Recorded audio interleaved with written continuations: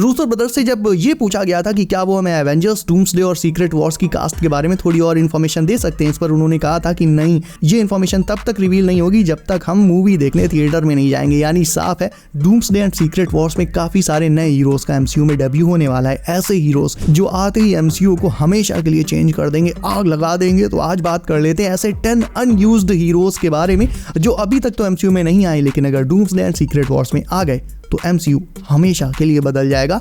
And let's start with Spiderman 2099 AKA Miguel O'Hara. Miguel की strict persona के बावजूद उसका ऑरा हमेशा से ऑफ द चार्ट्स रहा है एंड उसकी फर्स्ट एंट्री ही इतनी धांसू थी कि वो फैंस के दिमाग में एकदम चढ़ गया था।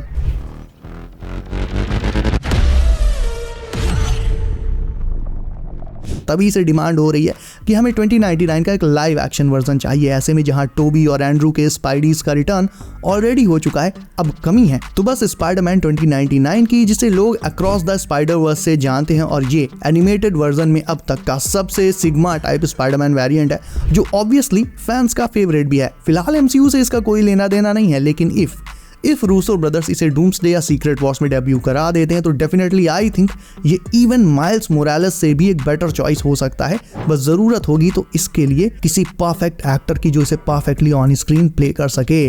अब अनलाइक 2099, मैस्ट्रो के डूम्सडे में आने के अच्छे खासे चांसेस हैं, क्योंकि रिपोर्ट्स हैं गाइस कि डूम अपनी खुद की एक ईविल एवेंजर्स टीम असेंबल कर रहा है, जिन्हें लेकर वो अर्थ 616 पर अटैक करेगा।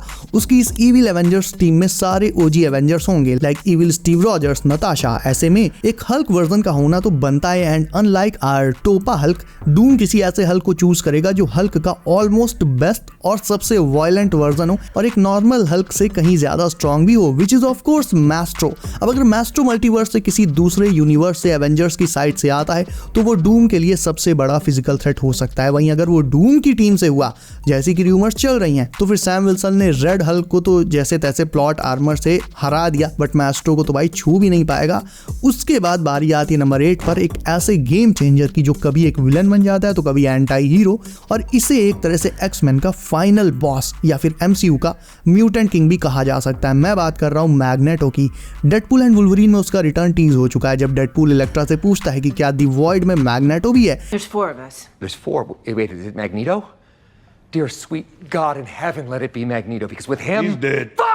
Now Disney gets cheap? इसी से तुम अंदाजा लगा सकते हो कि मैग्नेटो की एक्समैन यूनिवर्स में क्या इमेज है, उसका ऑरा कैसा है। वैसे जब क्रिस इवांस का रिटर्न अनाउंस हुआ था तब एक अफवाह ये भी उड़ी थी कि वो मैग्नेटो प्ले करने वाले हैं, ऑल्दो अब ये ऑलमोस्ट कंफर्म है कि वो द अदर्स की टीम में एक ईविल कैप प्ले करेंगे, बट स्टिल मैग्नेटो अभी भी वापस आ सकता है। और जैसे मैग्नेटो ने कई बार अकेले अपने दम पर एक्समैन मूवीज की स्टोरी पूरे 180 डिग्रीज पलट कर रख दी है, तो कोई बड़ी बात नहीं है कि बैटल वर्ल्ड में आकर वो फिर से ऐसा ही कांड कर दे। एंड इतना तो कंफर्म है कि इफ मैग्नेटो आएगा देन वो हमारे हीरोज की साइड से ही आएगा, डूम की टीम में उसका ऐसा कोई काम है ही नहीं। एक ऐसा सुपर हीरो जिसे लेकर एमसीयू में बहुत सारी रूमर्स उड़ी, स्पेशली तब जब मल्टीवर्स ऑफ मैडनेस आनी थी। उसमें कई लोग 838 की ओवर कॉन्फिडेंट कैप्टन मार्वल को ट्रेलर में देखकर समझ ही नहीं पाए कि ये है कौन, और इसे ही सुपीरियर आयरन मैन कहने लगे थे। ऑल्दो ये भी कंफर्म है कि 838 में आयरन मैन था, क्योंकि वहां हमने जो अल्ट्रॉन बॉट्स देखे थे वो उस अर्थ के आयरन मैन के होने का प्रूफ थे। एंड वो डेफिनेटली सुपीरियर भी था, क्योंकि उसका अल्ट्रॉन प्रोग्राम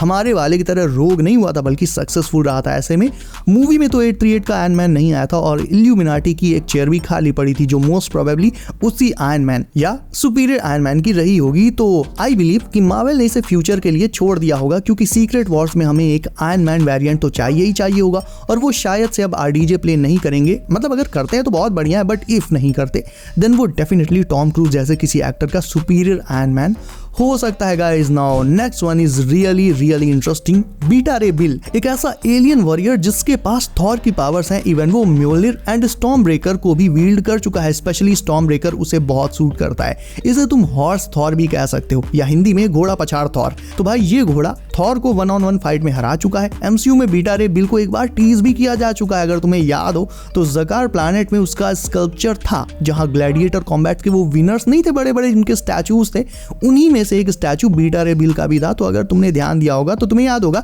तो बस वही है अपना बंदा, अंधा घोड़ा रेस में दौड़ा। एंड आई थिंक अपने थॉर के अगेंस्ट डूम की टीम में अगर बिल आ जाता है तो भाई थॉर उसका बैटल देखने में मजा बहुत आएगा।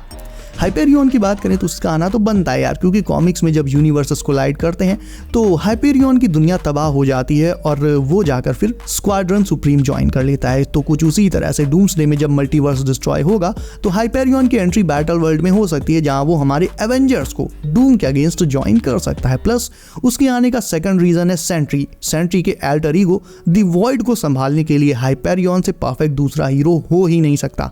हाँ, आई नो थंडरबोल्ट्स में बकी एंड उसकी टीम वॉइड से टक्कर लेगी, बट रियल फैंस ये जानते हैं कि ये बस जबरदस्ती की फाइट है। कॉमिक्स की नजर से देखें तो द वॉइड थंडरबोल्ट्स को चींटी की तरह मसल सकता है, बट एमसीयू ने जाने कितने ऐसे ओवरपावर्ड हीरोज और विलेंस को नाफ किया हुआ है, तो अगर वो द वॉइड के साथ भी ऐसा ही कर देता थंडरबोल्ट्स में तो कोई बहुत बड़ी बात नहीं होगी। तो एनीवेज हाइपेरियन का आना फुल ऑन सेंस बनाता है मल्टीवर्स के एस्पेक्ट से भी एंड सेंट्री/वॉइड के एस्पेक्ट से भी।